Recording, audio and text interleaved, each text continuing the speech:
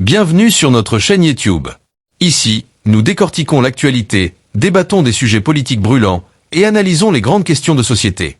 Si vous cherchez un espace où les idées s'affrontent et où l'information est au cœur des discussions, vous êtes au bon endroit. Ne manquez rien. Abonnez-vous et activez la cloche pour recevoir toutes nos analyses, débats et interviews dès leur sortie. Ensemble, enrichissons le débat et façonnons l'avenir. Merci d'être avec nous et n'oubliez pas de partager vos réflexions dans les commentaires. À très bientôt. C'est tout ce que je peux vous dire.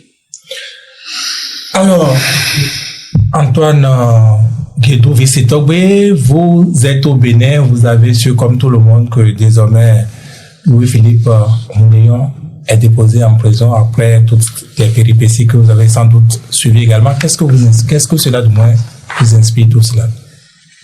Vous savez, si j'étais à la place du pouvoir, je n'allais pas faire ça. En ce moment où, bon, tout le monde pense qu'il y a trop d'arrestations. Vous êtes franc, vous êtes honnête sur ce que vous dites, M. Guédou. Si j'étais à sa place, je n'allais pas faire ça. C'est pas tout le temps qu'on frappe les enfants. Parfois, on donne des conseils. Et c'est pas parce que vous avez une arme que vous allez obligatoirement l'utiliser. Vous comprenez? Et nous devons éviter de tomber dans le piège du pouvoir. Là, vous vous adressez à Mounion? Je m'adresse au peuple en général. Et je voudrais dire ceci au passage. Le pouvoir a intérêt à faire ça. Pourquoi? Parce que quand on arrête un général, c'est un gros morceau pour vendre la peur au peuple. Je vais simplement appeler les populations à ne pas avoir peur. Je vais simplement leur demander de ne pas tomber dans le piège du pouvoir. Voilà ce que je peux vous dire. Quant à ce qu'on reproche à Mounion, on verra. Nous sommes dans un système contradictoire. Il va apporter sa défense. Les autres vont pas, on va voir. On laisse la justice. Est-ce que des sujets comme celui-là peuvent être objet d'agenda ou d'activité du cadre de concertation? Du cadre de concertation. Vous savez, et pour nous, ça ne peut pas être le principal. Non, on n'a pas dit On n'a pas principal. dit Est-ce que principal. vous pouvez vous y intéresser, en parler? Mais le fait de vous dire, Ouais. le fait de vous dire, laissons le dossier évoluer, n'allons pas dans la précipitation. Je suis collé à un agenda déjà. Qu'est-ce que vous voulez d'autre? On vient de l'arrêter, on l'a déposé en prison, ils ont dit qu'il y aura un procès en bonne et due forme. Oui. Tenons-nous à ça. Mais on a les chefs d'accusation, déjà. Incitation à la rébellion, harcèlement par voie électronique. Est-ce que c'est que vous avez peur aussi d'aborder le sujet ou... On n'aborde pas de façon hâtive un dossier qui est en justice. Vous avez compris? Il faut connaître les éléments. Il a des avocats. Nous resterons en concertation avec ces avocats pour voir l'évolution du dossier. Nous allons aussi discuter entre nous. Le moment venu, nous aviserons.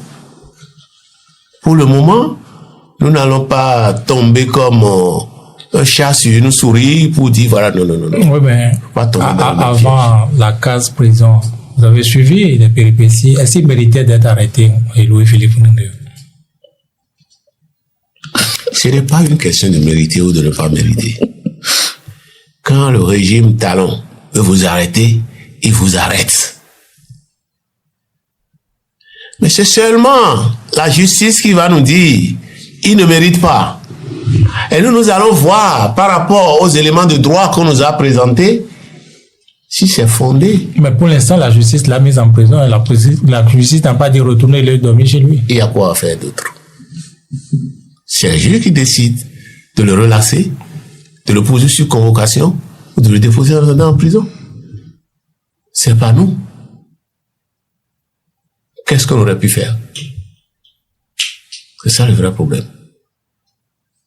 Est-ce que vous considérez comme certains que c'est encore une énième violation des droits humains au Bénin ici? Et là où on peut parler en fait de droits humains, c'est la procédure qu'on reproche au gouvernement. Attendre la nuit pour s'introduire chez les gens, pour les prendre, ou bien se transformer en coupeur de route, pour les prendre à des carrefours. On a toujours reproché ça. Louis-Philippe Gouléon est au Bénin. Il a construit au Bénin. Moi, j'aurais préféré qu'on encercle certes sa maison pour l'empêcher de partir, mais dans le même temps, qu'on lui donne une convocation pour qu'il s'y rende lui-même. Au lieu de dire, on encercle, on attend jusqu'à 20h et puis on le prend, pourquoi? Ça sert à quoi? Il a été quand même le directeur général de la police dans ce pays. Et jeter de l'eau de cette manière sur tous les cadres, ce n'est pas bien. Et je me rappelle que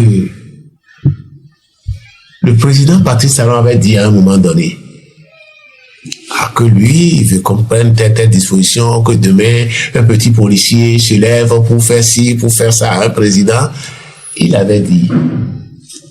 Mais il ne sait pas que les autres aussi méritent cette précaution.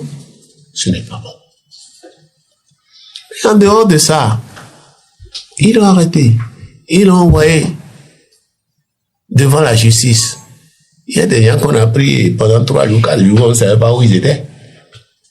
C'est déjà bien qu'on connaisse l'itinéraire. Est-ce que vous pensez que pour éviter ce qui arrive, on aurait pu prendre des dispositions pour éviter qu'il continue à multiplier ses interventions et du coup nous mettre à l'abri de cette arrestation qui, d'une manière ou d'une autre, malaise un peu le climat? Quand vous parlez de multiplier, vous avez tendance à dire que c'est la multiplication qui a donné ça. Non, non. Mais qu'est-ce que vous voulez dire exactement? Il parle dans la République comme tout le monde. Il parle dans la République comme tout le monde. Maintenant, on a parlé de harcèlement. Quel est le contenu qu'on donne à ça? On le saura. Donc, pour vous, c'est un peu comme un frein à la liberté d'expression, cette arrestation, cette affaire Gouléon. Par ailleurs, quoi. Je dis que ce n'est pas parce qu'on est dans les armes qu'on les utilise. Le gouvernement aurait pu faire autrement pour des raisons de cohésion sociale. En ce moment où la paix est véritablement menacée, le président Patrice Talon va vous dire que la paix n'est pas menacée. Mais si ça lui fait plaisir de verser chaque fois le sang de ses citoyens, il n'a qu'à continuer. Vous voulez quoi? Je crois qu'on est dans la dernière ligne droite de cette émission, Monsieur Antoine Guédou. Rapidement, pour revenir sur un de vos objectifs, le retour des exilés. Comment est-ce que vous voulez vous y prendre? Pour la plupart qui ont des affaires avec la justice et tout, comment est-ce que vous voulez? Est-ce que c'est juste un objectif que vous avez mis? Il y a 2 qui sont en prison. 2 exilés ou? Non, je ne parle pas d'exilés. Je dis il y a 2 qui sont en prison.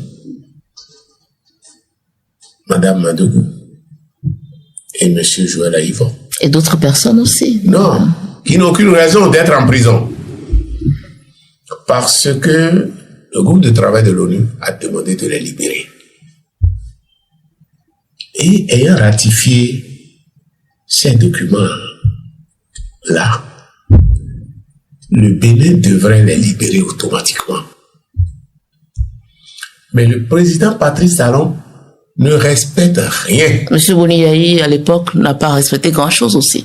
Aujourd'hui, c'est lui qui a la tête du Parti des démocrates. Qu'est-ce qu'il n'a pas respecté? Dites-moi. Il y a eu des décisions de l'ONU ou bien d'une institution supranationale. Donnez-moi un exemple. Il y a eu, dans l'affaire, toujours Patrice Talon, je crois. Affaire Patrice Talon. Il n'a pas respecté. Comment va-t-il alors rentrer dans les fonds de condamnation? Oui, il n'a pas respecté. Non, dites pas des choses comme ça. Peut-être qu'il ne l'a pas fait avant de partir, parce que vous savez que cette affaire est venue à quelques mois de son départ. Vous le savez bien. Mais l'État est continuité. L'État est continuité. Donc, ce que je voudrais vous dire, à supposer même que Boni Yayi n'ait pas fait ça hier, si le peuple n'a plus renouvelé sa confiance au candidat de Boni Yayi, c'est pour cause. Est-ce que quelqu'un d'autre va venir faire pire?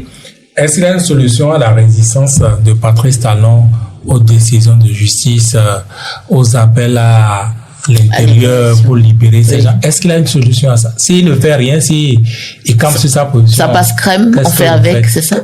Oui.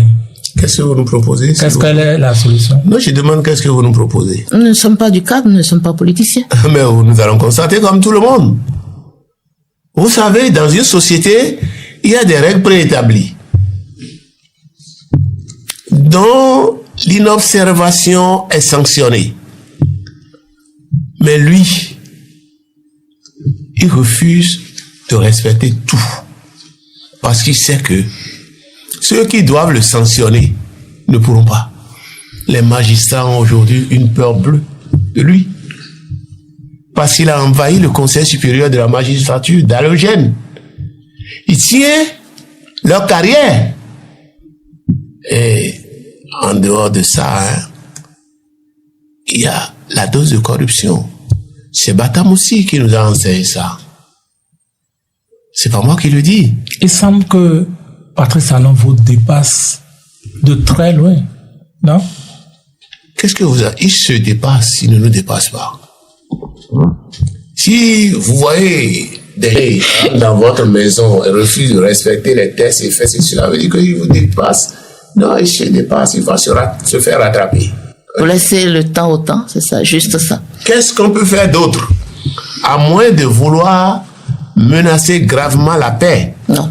Mais pour le moment, on n'en est pas là. Il faut privilégier la négociation. Et tout le monde verra que c'est lui qui est l'entrave à la paix. Monsieur Antoine Guédou Vissetogbe, vous avez eu quelques, je vais dire, soucis avec la Sénat qui, aujourd'hui, où en êtes-vous? Parce que finalement, encore dans le cadre, le parti GSR, le parti GSR est dedans, le parti Nouvelle Force Nationale aussi est dedans. Est-ce que le cadre ne part pas déjà avec 2 pieds cassés? Vous savez, je vais vous dire, hein, cette affaire de la Sénat, là, c'est fait à dessein. Ah oui? Comment? Ah oui, c'est fait à dessein. Et je voudrais, parce que quand les gens font bien, il faut le dire, hein, je voudrais remercier le président de la Sénat pour avoir repris le travail qui a été mal fait. Ah d'accord, ça a été repris. Oui, ça a été repris. La Sénat est passée dans nos sièges. Parce qu'elle a dit qu'on n'avait pas de siège. Qu'on n'a pas de siège du tout. On vous a vu nulle part. Maintenant, elle est passée dans nos sièges. C'est moi-même qui les ai reçus au siège national. Je les ai envoyés vers les collaborateurs pour les recevoir au siège départemental du Zou et au siège départemental du Littoral. Et je leur ai indiqué qu'il y avait le siège départemental du Borgou, le siège départemental des Collines, le siège départemental de l'Atlantique, qui sont déjà là physiquement, mais qui sont en voie d'être fonctionnels. Parce que pour des gens qui n'ont pas le financement public, ce n'est pas facile. Pourtant, la loi prévoit que vous avez des sièges dans tous ces départements. Mais la loi ne nous dit pas, la loi ne nous enferme pas dans un délai. Vous comprenez? Ah oui, la loi ne nous enferme pas dans un délai. Et ce qu'on doit faire, lorsqu'on n'a pas de siège, la loi l'a encore dit. C'est l'article 30 de la charte des partis politiques. Il vous n'aurez pas le financement public. Et ça, on nous l'applique déjà. Il ne peut pas avoir un cumul de peine. Ce n'est pas bien. Et finalement... Mais ce que je vous ai dit, ce n'est pas là le problème. Mais le fait que la Sénat ait dit qu'on n'a pas du tout de siège, c'est là la gravité. Et je vous ai dit... C'était une intrigue politique. C'est une intrigue politique. Parce que le lynchage médiatique était trop fort. Et quand je les ai reçus au siège, j'ai eu la chance d'avoir encore dans la délégation le rapporteur de la Sénat, la dame qui a semé la confusion. Et quand ils sont venus, je suis sorti de ma résidence pour aller les rencontrer. Et déjà, devant, je leur ai montré la plaque. J'ai dit, vous voyez, une plaque qui s'étend sur plus de 4,50 mètres. C'est grand, écrit au bord d'une grande voie. Comment vous avez fait pour ne pas voir ça? Et il a suffi de dire ça pour qu'elle réagisse. Pour qu'elle me fasse voir son complexe de supériorité. Mais je lui ai dit tout de suite non. J'ai dit non, madame. Vous ne mesurez pas la portée du préjudice que vous avez créé au parti en faisant orchestrer ce lynchage médiatique-là. Je lui ai dit. Finalement, on s'est assis, ils ont eu les documents qu'ils veulent, ils font bon. C'est ça. Donc aujourd'hui, tout est rentré dans l'ordre. Aujourd'hui, on n'a pas les 12 sièges. Mais notre programmation est telle que d'ici à la fin de l'année, si on n'a pas les 12, on s'approchera des 12. Mais la Sénat ne peut pas dire que nous n'avons pas de sièges au moment des faits. C'est ça le plus important. Voilà. Alors, nous arrivons au thème de cet entretien, Monsieur Antoine Guédou Togbe. Votre mot de fin? Mon mot de fin sera pratiquement une répétition. Je prends la communauté nationale et internationale à témoin pour dire au président Patrice Talon, pour lui demander d'être dans la même prédisposition que nous en 2019 pour ne pas brûler ce pays qu'il a dirigé, qu'il aura dirigé pendant 10 ans. Voilà ce que le seul mot de fin que j'ai, c'est ça. Vous n'avez rien à dire Pour d'aucuns, c'est un creuset fédérateur et pour d'autres, un mort-né de plus. Le cadre de concertation de l'opposition béninoise est-il la réponse adéquate face à la difficile équation des élections générales? Nous y répondrons avec Antoine Guédou Togbe, président du parti GSR Grande Solidarité Républicaine, la main dans la main, mais désormais et surtout porte-parole du cadre de concertation de l'opposition. Et pour cette émission qu'on démarre aux heures chaudes de l'arrestation de l'ex-directeur général de la police nationale, Louise Cécy Philippe Rondignon, je suis avec Virgile Avancé. Bonsoir. Ou bonjour. Bonjour, Peace. Bonjour. Comment allez-vous? Oui, ça va, merci. Ok. Bonjour, Président. Bonjour, Peace. Bonjour, Virgile. Bonjour, Président. Comment vous allez aussi? En forme.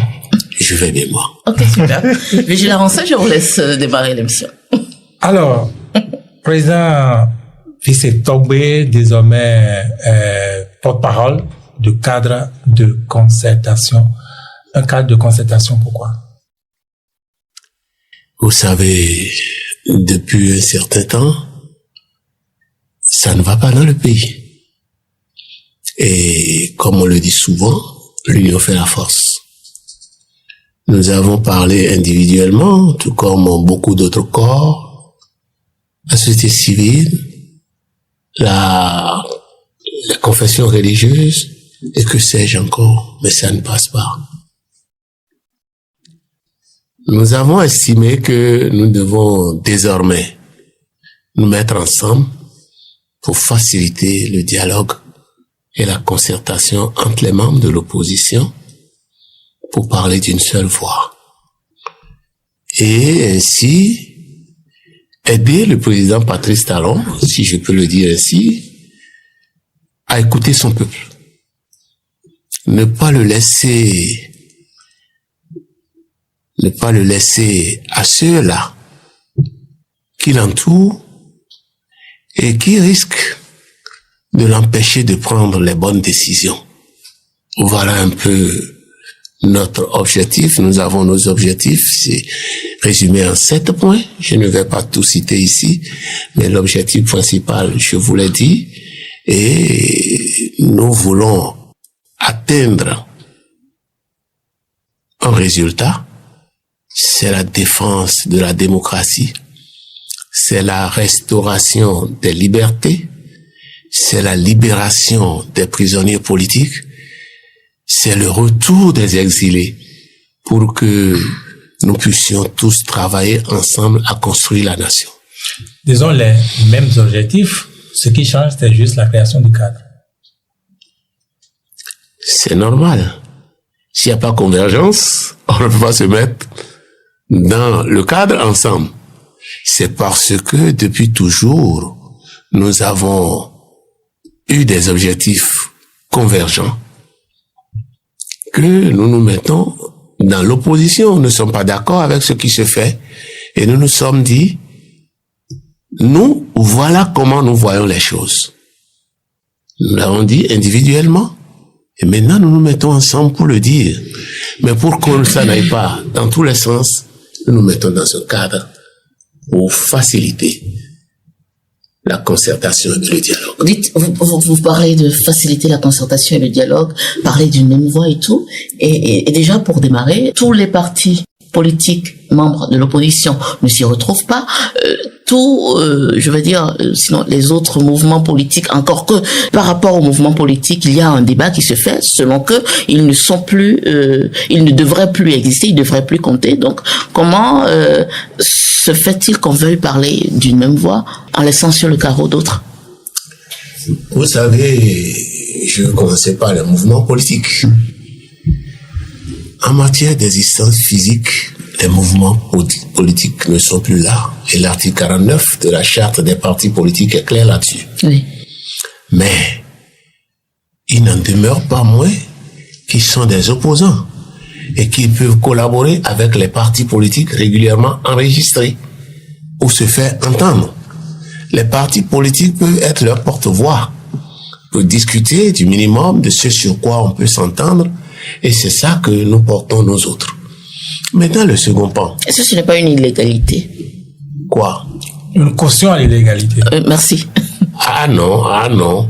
Et je ne sais pas. Ils peuvent être des alliés des partis politiques, comme ils peuvent être des membres des partis politiques. Le problème ici, c'est qu'ils n'ont pas droit à la parole, c'est tout. Ils n'ont pas droit à la parole comment? Officiellement. Légalement. L'État ne les prend pas comme des entités juridiques considérables au regard des tests. Mais ils ont la liberté d'expression. Ils doivent contribuer à la construction de la nation. Et c'est ce point-là qui est important. Mais les seules personnes habilitées aujourd'hui au Bénin, au regard de la loi, à parler de la chose politique, ce sont les groupes et les formations politiques. Vous avez bien dit à parler. Je n'ai pas dit à parler, moi. J'ai dit qu'ils peuvent être des collaborateurs externes des partis politiques, comme ils peuvent rentrer dans un parti politique. Tout ça, là, ça se négocie. Mais, ok, d'accord. Si tout ça se négocie et que, de fait, vous voulez collaborer avec eux, pourquoi vous n'en prenez qu'un seul pour avancer avec? Celui notamment de M. Daniel Eda. Non. Et est-ce qu'on vous a dit qu'on a rejeté les autres? Non. Chacun a son calendrier. Et nous ne prenons que ceux qui veulent pour le moment. Vous avez invité, par exemple, la génération Aïvo, vous avez invité le mouvement libéral, le libéral de Richard Boniwourou. Génération Aïvo était avec nous dès le départ. On échangeait. Mais lorsqu'on a voulu formaliser, ils ont estimé, la génération Aïvo a estimé que son chef est en prison et que ce statut-là ne lui permet pas de faire certaines choses pour le moment. Le statut de membre du cadre de concertation. Non, le statut que leur prisonnier de leur leader actuellement. Et qu'eux, à côté, ils ne peuvent pas continuer. Et cette façon de faire qui paraît un peu une réjouissance. Donc, ils sont solidaires de ce qui est arrivé à leur patron. Nous aussi, nous sommes solidaires à ça, d'une certaine manière. Mais la nation ne va pas s'arrêter. Nous avons vu sous d'autres cieux. C'est parce que les gens ont beaucoup lutté que, sorti de prison, Mandela est devenu président. Donc c'est eux qui ont refusé, et le mouvement de libéral. C'est pour vous dire simplement qu'on a travaillé avec eux, parce que vous comprenez que, en réalité, la génération, tous ceux qui sont aujourd'hui dans la concertation, la plupart, étaient membres du Front pour la restauration de la démocratie. Et on avait toujours travaillé avec Génération Aïvo. Maintenant, on a élargi, et les objectifs ne sont plus forcément les mêmes aussi. Donc ça a changé de nous. Et sans que vous évitez ma question. Je n'évite pas votre question. Je dis que, étant des amis, vous savez... Vous ne fonctionnez qu'avec... Sa question, elle était quand même très précise. Pourquoi est-ce que vous n'avez pas associé le mouvement libéral de M. Boni Richard Roro? Vous essayez de répondre à toutes les autres, sauf à celle-là. C'est de ça qu'il parle, en fait. C'est de ça qu'il parle. Oui. Non, écoutez, quand vous voulez démarrer, vous ne démarrez pas avec tout le monde. Vous comprenez ce que je dis? Ceux qui ont entendu et qui veulent arriver vont arriver. Ah bon, donc c'est on n'a rejeté personne. C'est un appel public que vous avez lancé pour inviter les autres. On n'a rejeté personne. Ça se fait. Mais qui savait que ce cadre de concertation était en train de se faire? Nous sommes en politique. Oui. Et vous savez que ces choses-là se font d'abord par affinité habituelle. On avait déjà commencé par travailler avec Génération Aïvo. On a commencé par travailler avec FCBE à Golden Slip. Et le cercle va s'élargir. On a consulté. On a envoyé des émissaires. Vous avez dit FCBE. Oui. Eux non plus, ils n'étaient pas là. Mais je vous dis qu'on les a consultés et qu'ils étaient avec nous à Golden Slip. C'est vrai, il y a eu un petit malentendu. Parlons-en. Il s'agit de quoi de ce... Non, c'est pas des choses qui se traitent sur la place publique, mais ils savent. Il y a eu un malentendu. Il faut reconnaître qu'ils avaient raison. Entre nous, nous en avons discuté. Nous avons dit qu'ils ont raison. Et personnellement, je suis allé vers Paul Mouquet. Vous dites, vous avez raison.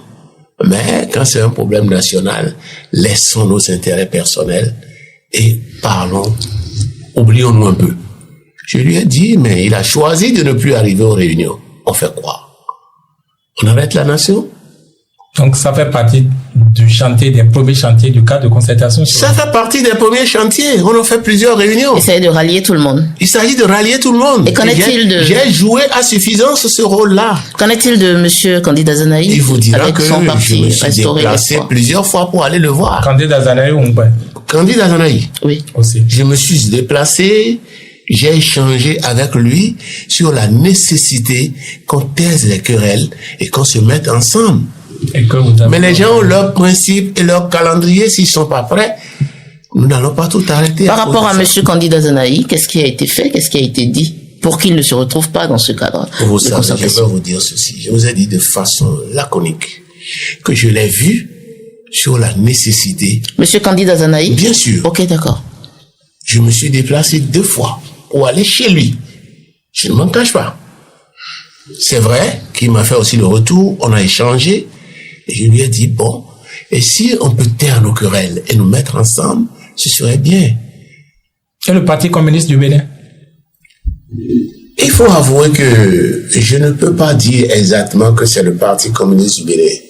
Mais M. Métagnon et nous, on a parlé, moi personnellement, d'autres ont parlé avec lui, on a parlé, et bon, c'est ces questions-là qu'on a...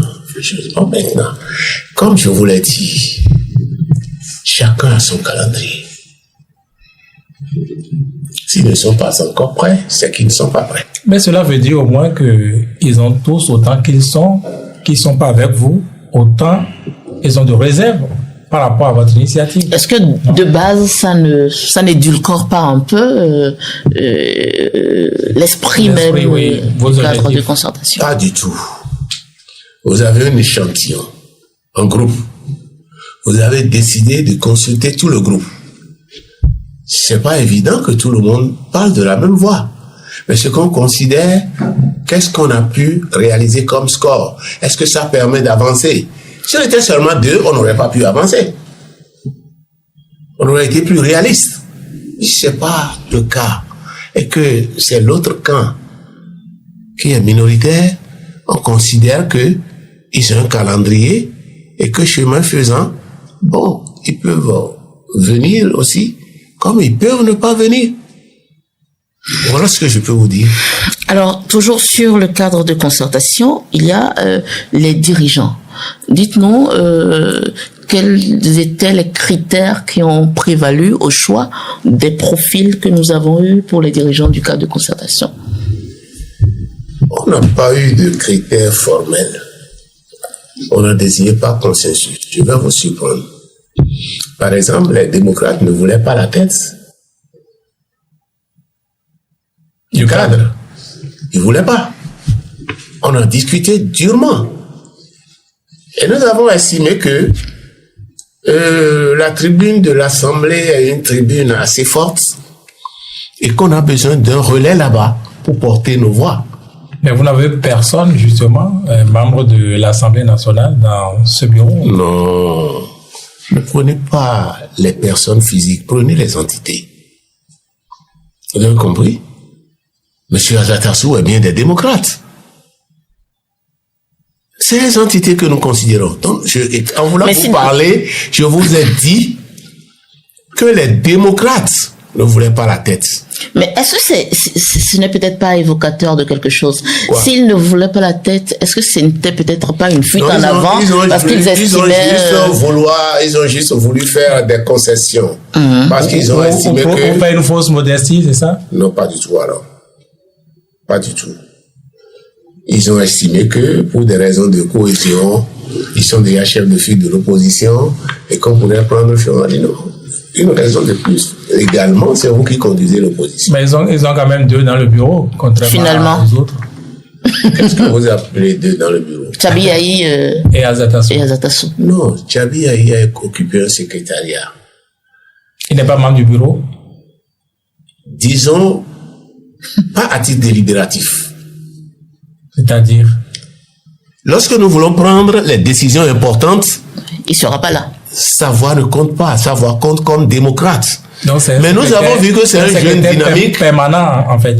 On l'a appelé secrétaire exécutif. Si nous avons vu que c'est un jeune dynamique, quand on a commencé, tous les papiers, c'est lui, à lui on confiait, mais il a bien fait. Pourquoi voulez-vous qu'on laisse cette compétence-là? On l'a fait comme ça. C'est simplement dit, c'est le fils de l'autre. Hein. Vous savez, il n'y avait que lui pour occuper ce... Vous savez... Lui comme jeune dynamique... Bush a été président. Mais son fils l'a été aussi par la suite. Donc, sur la voie de Bush... Je veux vous dire simplement, ne considérez pas parce que son père a été président, il n'a plus droit à rien. Son père a été président, son père est président du parti, et finalement... il est le représentant de son père, au fait. C'est ça? Non, pas du tout alors. Parce qu'en tant que jeune dynamique, il y en a plusieurs au sein des démocrates. Avant qu'il n'arrive dans la concertation, il était chargé des relations extérieures de leur parti. Bien sûr, et il n'y a pas de lien. Alors leur relation avec le cadre, ce n'est pas moins une relation extérieure. Bon, oui. En tout cas. C'est vous qui avez vu le jeune dynamique, très dévoué, il allait, venait au service. Parce qu'on l'a pratiqué. On l'a pratiqué. Bon, déjà moins jeune. Et vous avez dit, bon... Vous pouvez occuper ce poste jeune, vous êtes très dynamique. On n'a pas voulu remettre le poste à un chef de parti. Okay. Vous comprenez? Tous les chefs de parti sont vice-présidents. Oui, mais il y a d'autres jeunes dynamiques, monsieur. Après ça, là, après avoir donné des responsabilités aux chefs de parti, on a quand même besoin d'un secrétaire exécutif. Mais il n'y avait pas que lui, c'est ce qu'on vous dit. Il y a tellement de jeunes dynamiques au parti Les Démocrates. Au parti Les Démocrates. Sinon, ce serait dommage. Parce que monsieur occupe déjà les relations extérieures. Quand je ne vois pas, je n'y crois pas. Quand vous ne voyez pas quoi? C'est lui que nous avons vu à l'œuvre. Les démocrates ne nous ont pas proposé quelqu'un d'autre. C'est lui qui vous a mis à disposition. Dès le départ, Il a travaillé avec nous. Il a été, disons, très efficace à la tâche. Pourquoi vous voulez qu'on aille chercher ailleurs? Si on a déjà ce qu'on veut. Donc, c'est pas les démocrates qui l'ont proposé? Pas du tout, alors. Pas du tout. Nous avons commencé, on n'a pas mis le cadre tout de suite. Il y a eu des travaux préparatoires. On a travaillé ensemble pour un certain nombre de choses.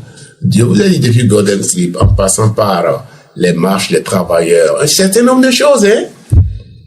Et sur tous les chantiers où on l'a mis, il a été efficace. Est-ce que son efficacité était liée au fait qu'il vous faisait le retour direct du chef de parti plutôt? Pas du tout.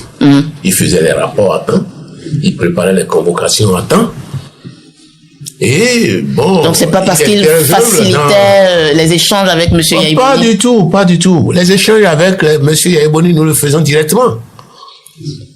Les chefs de parti le font directement.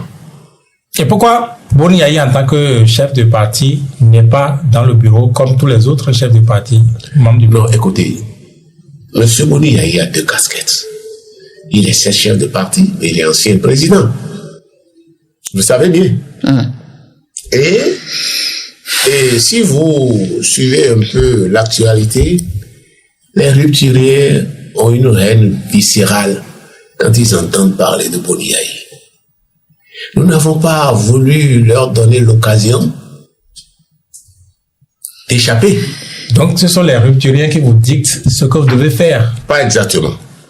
Vous savez, même dans votre maison, lorsque vous avez 2 enfants, et que il y a toujours un peu de bagarre entre les enfants, vous prenez les dispositions pour qu'il y ait un peu de distance entre eux, et que ça n'arrive plus. On ne veut pas que les rupturiens se cachent derrière la personne Boni Yayi pour continuer ce qu'il faut. Parce que vous le constatez bien, vous n'êtes pas nouveau, vous êtes dans la République. Et parce que hier, Boni Yayi a été président et le peuple a dit qu'on ne renouvelle pas la succession. Non, le peuple n'a pas dit ça. Il a fini cette demande-là. J'ai dit la succession. Ok, d'accord. Je n'ai pas dit Boni Yayi. Nuance, vraiment. J'ai dit la succession. C'est bien lui qui a proposé Zissou. D'accord. Et le peuple a estimé qu'on ne prendra pas Zissou. Vous comprenez? Et comme ça s'est passé comme ça, aujourd'hui, pour la moindre chose, on dit, bon, il n'a pas été bon hier, il n'a pas été bon. J'ai eu l'occasion de dire à un des leurs un jour, une femme infidèle peut devenir fidèle. C'est-à-dire? Une femme infidèle peut devenir fidèle. C'est pas parce qu'il est mauvais hier qu'il sera toujours mauvais. Surtout que, pour ce qui me concerne et la plupart des Béninois, lorsqu'on fait une analyse dynamique, lorsqu'on compare ce qui s'est passé en son temps à ce qui se passe aujourd'hui, c'est le jour et la lune. Hein. Peut-être. Et la nuit, je veux dire. Monsieur Antoine Guédou, vous avez parlé tout à l'heure de jeunes dynamiques et ça m'a piqué au vif parce que lorsqu'on a entendu parler du cadre, on s'attendait à ce que les jeunes soient mis en avant. Finalement, on se retrouve avec un cadre avec à la tête Monsieur Eugène Azatassou d'un certain âge, vous en 2e position, Monsieur Tébé, après, c'est bien après que viennent Monsieur Apollinaire Avognon, Monsieur Tchabiyayi et tout. Pourquoi, je veux dire, ce mépris encore entre griffes pour la jeunesse? Pourquoi, pour dynamiser les choses comme vous dites, vous ne mettez pas les jeunes en avant? Si vous voulez, des teneurs de canne, ces jeunes. Si vous voulez l'amener, vous l'appeler mépris, bon, je vous en laisse entière la responsabilité. Mais sachez que nous n'allons pas entretenir le conflit de génération. Okay. Nous voulons juste que les plus expérimentés, je ne veux pas dire les plus âgés, les plus expérimentés prennent le reste par la main. Et nous l'avons d'ailleurs dit au cours de nos discussions et leur passent le flambeau. Vous comprenez ce que je dis? Et vous savez aussi, c'est ici que vous raisonnez comme ça. Dans certains pays qui aspirent à la même chose que nous, c'est-à-dire le développement, quand on dit tel est à ce poste-là, c'est en fonction de son parcours. C'est en fonction de son CV. Si vous avez 2 CV, vous appréciez, et vous voyez, bon, qu'est-ce qu'on peut mettre là, je vous donne des exemples, hein. Vous prenez un jeune, d'accord, mais sur la base de quels critères? Vous avez livré la jeunesse que le président Patrice Talon, à cause de son pouvoir, va détruire très rapidement. Vous pensez que le président Patrice Talon ne peut pas en finir en une bouchée avec les plus expérimentés? Ah non, il faut connaître d'abord ce qui se passe aujourd'hui dans le pays. Quand vous êtes à un poste, même lorsque vous n'avez pas fait, on dit vous avez fait. Nous avons besoin de protéger nos cadres aussi. Mais vous pensez que depuis 2016, vous inquiétez, d'un certain âge là, vous inquiétez Patrice Talon, vous avez pu faire quelque chose? Non, c'est pas qu'on l'inquiète, mais il ne nous inquiète pas non plus. Ah, mais vous n'avez rien fait. Et vous pensez qu'il inquiète plutôt les jeunes, c'est ça? Ah, mais écoute, faites attention à ce que vous dites. Je vous ai dit, nous avons envie de protéger nos cadres, et je m'en arrête là. D'accord? L'autre chose, sur la crédibilité des hommes qui se retrouvent à la tête de ce cadre-là, ou sur la moralité de ces hommes-là, les débats vont bon train. C'est vrai que l'opposition ou les leaders de l'opposition sont accusés de tout et de rien. On a ouï dire que monsieur Apollinaire Avognon a été démarché entre-temps par les gens de la rupture. Monsieur Expérience TB a été éclaboussé de plein pied après les législatives de 2023. Finalement, est-ce que tout ça mélangé, ça ne vous a pas amené également à les distancer un peu du poste de responsabilité du cadre? Non, ce n'est pas ça. Okay. En réalité, vous savez, le problème de M. Tébé, il y a un pan qui dérive d'une ancienne collaboration qui peut être aussi, je ne sais pas moi, pas tout à fait vrai. Ça, il y a un autre qui dérive de sa vie privée. Est-ce que nous allons mettre ça là pour parler de la nation? Tout le problème est là. Mettons chacun à l'expérience. Travaillons avec chacun. Ce que nous avons vécu nous-mêmes, c'est ça que nous allons considérer. Mais ce cadre, normalement, je ne sais pas, ce n'est plus un outil à expérimenter. C'est une arme, normalement, pour 2026. Je comprends plus. On n'a pas dit qu'on veut expérimenter.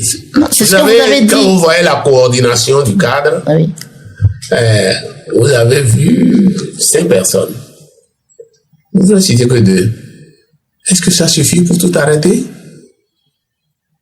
Alors, est-ce que vous avez écouté Tchabé Sira Korogone? Il vous a presque mis en garde sur un des membres de ce cadre de la coordination. C'est bien de le faire, mais ce pas franchi qui nous laisse constater. Il dit que vous pouvez avoir été infiltré tout simplement. Non, écoutez, lui, il a vécu, il a dit. Mais nous n'avons pas encore vécu. Qui nous laisse le temps de le faire? Vous êtes dans le déni ou dans le fait de minimiser quelque chose qui peut quand même vous être fatal, parce que ce cadre de concertation, ce n'est pas pour de la rigolade, Monsieur Guédou. Ce que je vous dis là, oui. Vous ne pouvez rien faire si vous vous entourez de suspicions. Il faut écarter tout ça là et chercher à aller de l'avant. Mais ceux dont vous parlez là, ils ont entendu. Une raison de plus pour qu'ils fassent attention. Vous comprenez ce que je dis? Mais moi, je n'ai pas à rentrer dans les conflits de M. Tébé et de M. Korogone.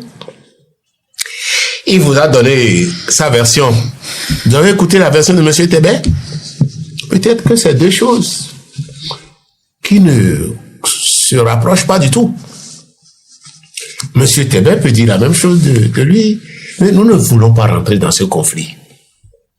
Je vous réitère ça. Mais est-ce que c'était vrai? Est-ce que vous vous êtes posé la question? Vous ne pensez pas que c'est préjudiciable pour vos objectifs? Parce que si c'était vrai, c'est vrai bien fait d'utiliser si. Si on doit se contenter de si, Paris sera dans une bouteille. Non. Et vous serez heureux Nous ne travaillons pas sur des hypothèses. D'être dans une bouteille. Nous ne travaillons pas sur des hypothèses. Nous travaillons sur des réalités que nous avons vécues. Je vous ai dit. Korogone a dit. Tébé aussi a sa version. Nous voulons faire notre expérience. On peut s'en tenir à ça. Oui, je vous écoute. Monsieur Guédou, vous avez longtemps, pour vous avoir reçu plusieurs fois, dit que ça ne se passait pas excellemment bien avec le parti Les Démocrates. Finalement, vous vous retrouvez entre griffes à la tête, sinon au cœur de ce cadre de concertation. Est-ce que vous espérez vraiment que les petits couacs d'antan ne seront pas transposés aujourd'hui pour, paralyser ce cadre de concertation et ses objectifs? Une société où ça se passe bien. Même le président Patrice Talon qui distribue des prébendes, ça ne se passe pas bien dans son camp, toujours, hein. Ça ne se passe pas bien dans son camp. C'est humain. Et nous ne pouvons pas voir les choses de la même manière. Les démocrates ont leur façon de voir. Moi aussi, j'ai ma façon de voir. Mais ce qui est plus important, c'est ce sur quoi on peut s'entendre. Vous ne pouvez pas dire parce que il y a un truc sur lequel vous ne vous entendez pas, parce que vous leur reprochez ceci, voilà, ça ne va plus. Non. Oui, mais ils sont peut-être, Antoine Guédou, ils sont peut-être mauvais sur un point, je dis peut-être. Mais ils sont, de l'autre côté, très bons sur d'autres. Mais il semble que, pourquoi vous voulez qu'on considère seulement... que vous ne prenez pas en compte le fait que, sans doute, vous n'avez pas le droit d'échouer. Si vous échouez, vous n'aurez rien réussi sous Patrice Talon. Nous n'échouons pas. C'est pas ce que je vous souhaite. Et on est à un an de 2026. Si vous voulez faire des expériences, vous voulez faire, vous voulez aller à l'aveuglette. Ce n'est pas ce que je vous ai dit. Je n'ai pas dit que nous voulons faire des expériences dans nos objectifs. Ça en a tout l'air. Mais quand on nous dit telle personne va trahir, telle personne est... Enfin, ce n'est pas l'objectif. Il semble que c'est des précautions dont vous auriez dû vous entourer avant même d'être là où vous en êtes aujourd'hui. Sur quelle base? Donc, c'est pas nécessaire. Des racontars. C'est ça, vous pensez? Moi, je ne fonctionne pas comme ça. Je fonctionne sur la base des preuves. Je fonctionne sur la base du droit. C'est pas parce que... Écoutez, vous avez suivi, par exemple, ce qu'on a dit de M. Tébé sur sa vie privée quand il a porté plainte. Les gens ont fondu en excuses. Si on avait pris ça là pour travailler, on serait quoi aujourd'hui? On aurait avancé? C'est vrai. Non, nous allons fonctionner sur la base des preuves que nous avons, des réalités que nous avons vécues. Mais pas sur la base des gens qui parlent pour détruire. Peut-être, je dis peut-être, hein. Nous ne pouvons pas faire ça. Alors, puisse vous demander les éventuels quoi qui peuvent arriver du moins, étant donné que tout ne se passait pas déjà bien pour l'existant. Chaque entité de son côté, les démocrates n'étaient pas les mieux portants de l'opposition, peut-être un peu moins vous. Alors, vous mettez en même temps vos forces et vos faiblesses ensemble. Est-ce que vos faiblesses ne vont pas surpasser vos forces pour, disons, tout coller? Si vous voulez faire ces petits calculs-là, vous ne ferez rien. Vous avez compris? On a besoin d'être courageux à un moment donné pour avancer. Qui est courageux finalement parmi vous? Tout le monde. Tout le monde. Vous pensez que moi, je n'ai pas de défauts que les démocrates peuvent me reprocher? Moi, je vais trouver peut-être que ce n'est pas des défauts. Et sur cette base-là, il faut se parler, il faut se concerter. Il faut s'entendre sur un minimum et avancer. Pour avoir été au fait de plusieurs tentatives avortées de ce cadre de concertation de l'opposition, dites-moi, monsieur Guédou, si finalement ce cadre de concertation de l'opposition a vu le jour, il volera sous le leadership de qui ou de quel groupe politique? Écoutez, vous parlez de tentatives avortées. C'est ça, non? Parce qu'à un moment donné, les leaders politiques associés à cette initiative n'ont pas su faire abstraction de leurs intérêts ou de leurs égos. Maintenant, finalement, que ce cadre a vu le jour, je n'en parlerai pas, vous savez bien que je n'en parlerai pas. Monsieur Guédou, ce cadre a vu le jour aujourd'hui. Le cadre volera sous le leadership de qui? Je vais vous dire ceci. Oui.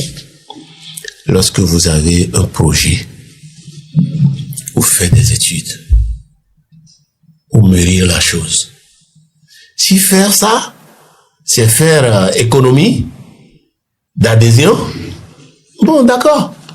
Mais pourquoi voulez-vous que de grandes personnes, lorsque nous voulons mettre en place un outil aussi important, que tout de go, tout le monde accepte? Non, il faut poser les préalables, discuter. D'ailleurs, la première ligne de nos objectifs, Oui. c'est privilégier la concertation et le dialogue. C'est ce que nous avons fait avant et c'est ce que nous ferons pendant. Dialogue entre vous ou avec le pouvoir? Non, écoutez. Vous voulez que je vous lise ça? Non. Vous avez dit Déjà entre nous. Explication. Déjà entre nous, on a bien dit faciliter le dialogue et la concertation entre les différentes composantes de l'opposition. Vous avez mieux compris? C'est mieux. Je vous lis exactement ce qui est écrit. Dit maintenant. Déjà entre nous, mais au-delà de nous, puisqu'il s'agit d'un problème de la nation, nous devons aussi privilégier le dialogue avec ceux qui ont la gouverne du pays. Mais c'est là, s'ils ne veulent pas dialoguer, que chacun campera sur sa position. Alors, si vous permettez, c'est quoi l'agenda? Ah, c'était ma question. Oui, c'est quoi l'agenda du cadre? Et je ne sais pas ce que vous voulez dire. Après avoir fini de parler, de dialoguer entre vous, ce sera quoi la prochaine étape? Parce que les élections, c'est en 2026 là. Non, écoutez. Oui. Et pas plus tard qu'avant-hier, on s'est réunis encore. Ok. Nous sommes conscients de ce que vous dites là. Mais nous avons formalisé le cadre. Formaliser, vous avez enregistré ça au ministère de l'Intérieur? Alors, quand je parle de formaliser, c'est formaliser. Au ministère de l'Intérieur, le cadre ne sera pas enregistré. C'est clair. Parce qu'il a de débats là-dessus également. Qui? C'est pourquoi j'ai voulu que ça soit On clair. parle de débat. Ah ben, vous avez entendu. Mais dites-moi la personne, là, vous avez mieux me situer. Vous avez entendu les éléments Dites-moi la personne. de la rupture dit que, eh bien, la loi Bénin ne permet plus ces genres de choses comme un cadre. De quelle loi ils parlent? Eux-mêmes, ils ne connaissent pas la loi. Allez lire l'article 30 de la charte des partis politiques. L'article dit bien qu'il peut y avoir collaboration, coopération entre partis et prévoir même des transferts de ressources pour ça. Celui qui en parle ne sait pas de quoi il parle. On ne parle pas parce qu'on veut parler. Ok, l'agenda, c'est quoi le premier chantier? Notre premier chantier, c'est le code électoral. On y est. Notre deuxième chantier, c'est le vivre ensemble dans le pays. Et notre troisième chantier, c'est la libération des prisonniers et le retour des exilés. Sur le point. Maintenant, Oui. le détail dont nous réunissons déjà pour voir qu'est-ce qu'on fait en détail et comment on y va. Est-ce que vous n'avez pas oublié un? Lequel? Le fichier. Le fichier électoral. C'est pas important? Oh, le fichier électoral, ça fait partie de, quand on dit code électoral, c'est l'annexe, hein? Ah bon? Oui.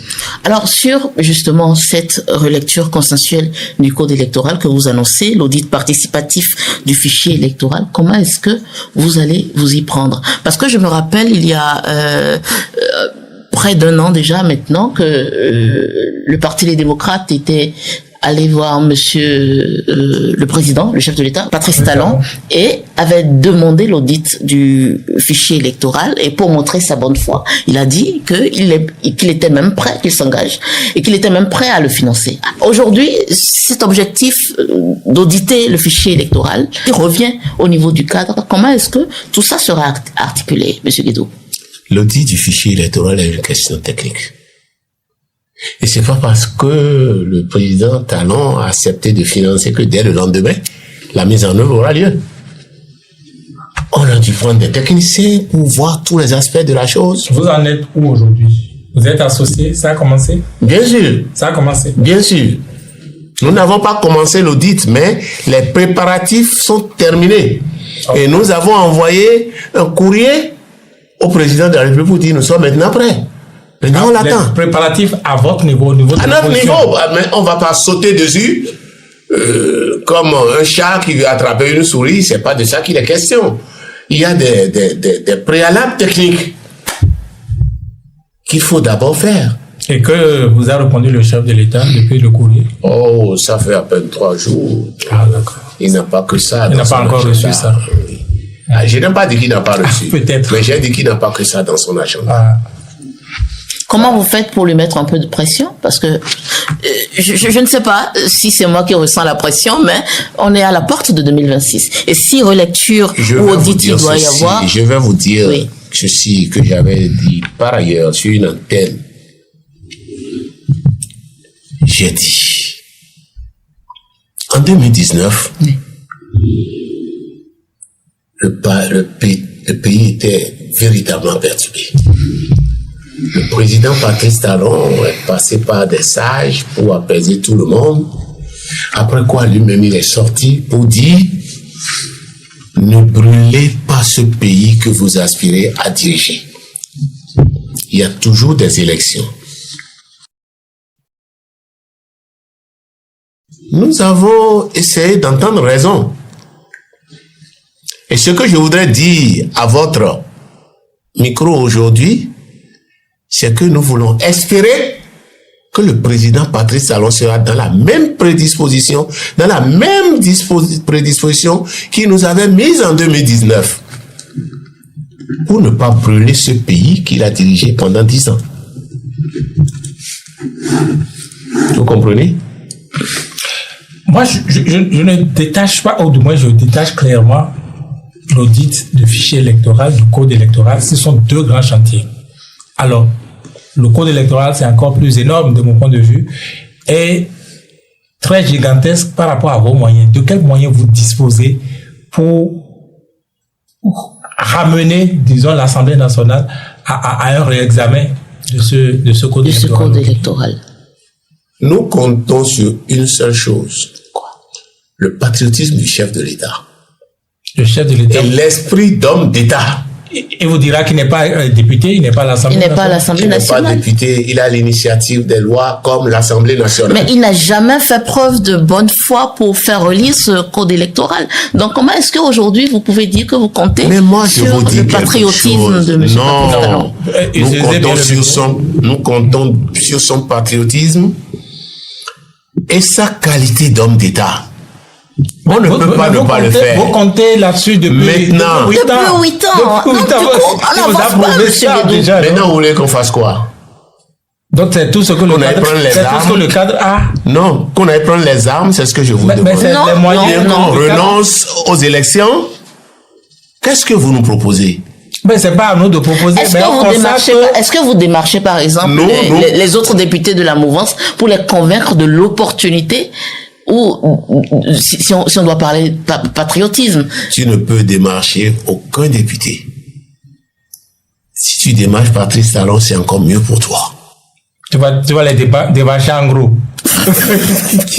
C'est lui. C'est lui seul qui a la direction. C'est que vous parlez comme si vous n'êtes pas dans le pays. C'est lui et lui seul. Alors, donc... Finalement, vous n'avez rien? Non, attendez, s'il vous plaît. On n'a rien comme moi. Mais alors que vous êtes minoritaire, vous savez bien que vous n'avez rien. Mais ce que nous avons aujourd'hui, nous avons la minorité de blocage.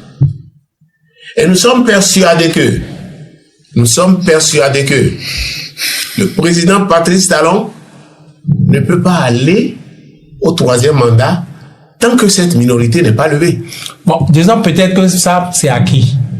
Encore que vous nous... Disons que c'est acquis, n'est-ce pas? Mais alors, par rapport au code électoral, c'est tout ce dont vous disposez, la bonne volonté, la bonne foi, le chef de l'État, sa dimension d'homme d'État. Je vais vous dire ceci. Parce que ça, vous l'avez expérimenté comme nous parlons de la nation. Oui. S'il vous plaît. Oui. La nation, c'est à nous tous. Et là-dessus, ne nous demandez pas d'aller, je ne sais pas, faire de l'illégalité. Non, en dehors de l'illégalité, quels sont les moyens de pression dont vous disposez? Nous avons déjà mis un cadre. Vous suivez? Vous allez voir les jours à venir ce qu'on peut faire. Vous voulez que je vous dise ici tout ce que nous avons prévu? Et sans que quand mais vous nous, la société civile en a parlé. Vous ne nous rassurez pas quand on vous entend, en fait. Vous voulez quoi? Vous comptez sur la bonne foi du chef de l'État et la volonté du bon Dieu. C'est très léger, monsieur Guédou. Je vais vous rassurer en disant, s'il n'avance pas, nous allons le tirer. C'est ça ce que vous voulez que je vous dise? Non, loin de nous, cette idée. Vous me faites rire. Il a ses prérogatives qu'il faut respecter.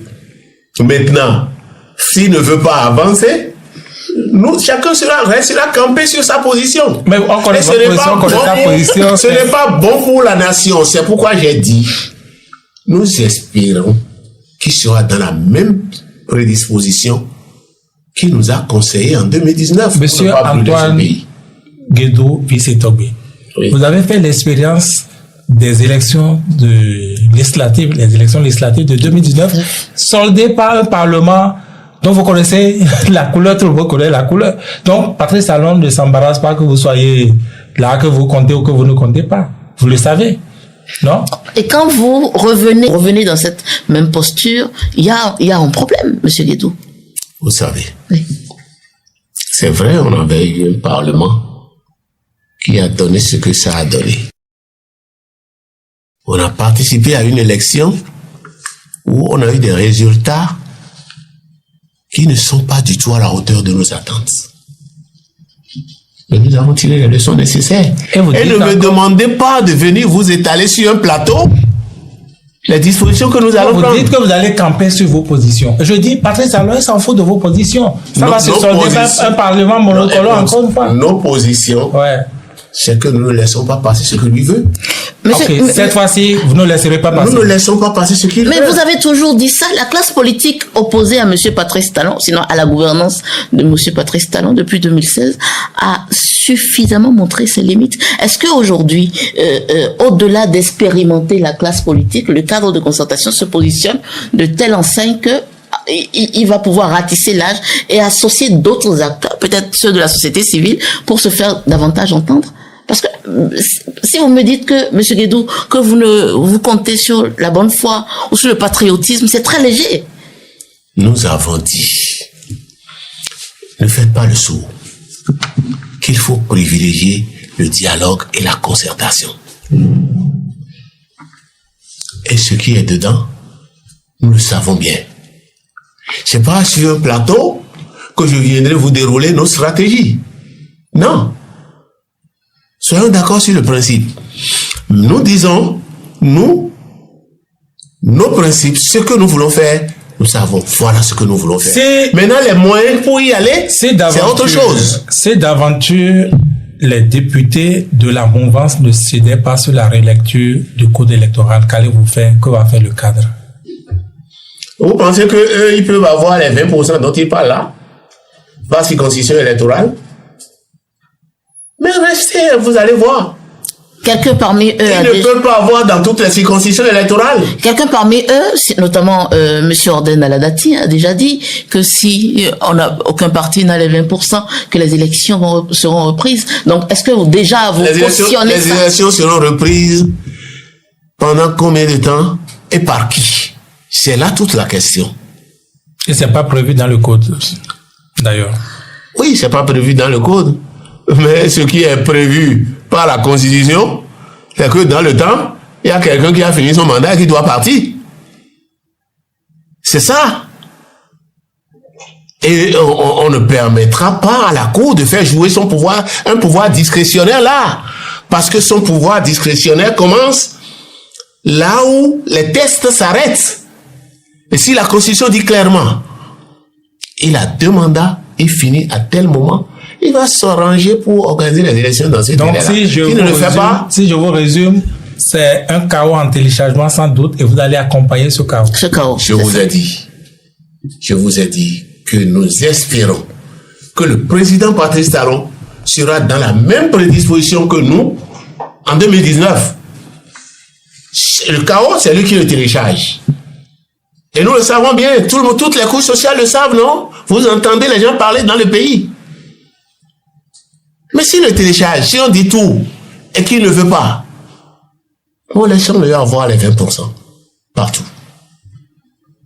Mais si vous ne participez pas aux élections... On n'a pas dit qu'on ne veut pas participer aux élections. Non, si on ne relie pas le code électoral... Oh, mais on n'a pas dit si c'est avec le code électoral relu qu'on sera aux élections. On n'a jamais dit ça. Donc, relu ou pas, vous irez aux élections.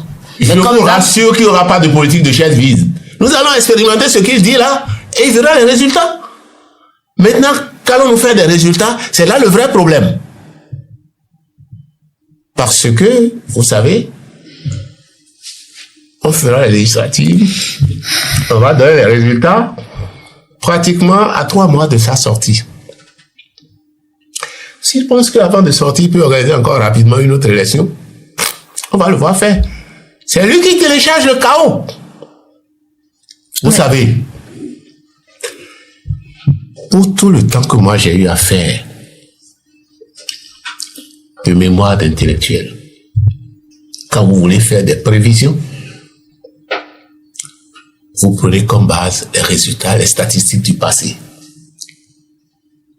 Mais depuis, on a commencé les élections, 90 à aujourd'hui, personne n'a eu 20% dans toutes les circonscriptions électorales. Mais le type dit que c'est ça qu'il veut faire. J'ai même dit sur une radio, votre papa est malade, vous allez voir un charlatan, un guérisseur, et il vous dit, bon, je vais vous faire un ingrédient, et il va guérir. Mais ce que vous allez chercher pour m'accompagner, c'est une cuisse de poisson. Or, il sait bien que le poisson n'a pas de cuisse. On laisse le faire. S'il veut tuer la nation, on lui laisse entière la responsabilité.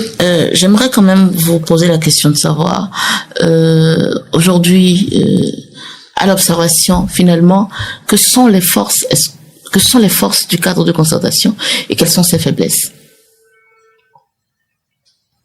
Vous savez, le cadre de concertation, quand vous voyez les entités qui le composent, chacun a ses forces sur le terrain. Les faiblesses, on les prend de façon isolée. Ils ne sont pas forts partout. Mais quand on se met ensemble, nous ne croyons pas que la mouvance puisse avoir 20% partout et que nous n'ayons pas. Vous comprenez bien ce que je dis? Oui. L'autre faiblesse qui peut arriver, c'est la division. C'est la division. Mais vous voyez bien qu'ils le font, ils ne réussissent pas encore.